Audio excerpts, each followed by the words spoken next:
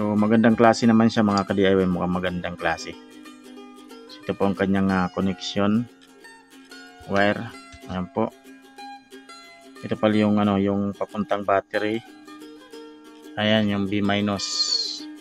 Tapos ito naman yung P-. Ito yung output.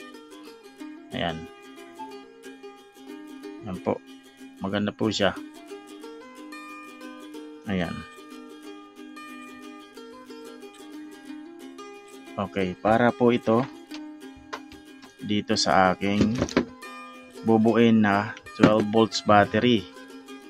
Ayan, gagawin ko itong pang sounds ko. Ayan po. Maraming purpose po ito. Pwedeng pang backup pagka pupunta ng pag mag-outing. Ayan, 12 volts. Lalagyan natin ng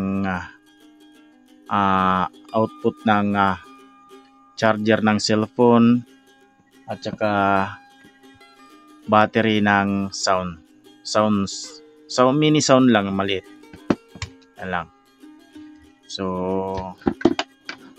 ayan na po, nandito na po yung ating nauna na po itong ating active balancer. Ayan po.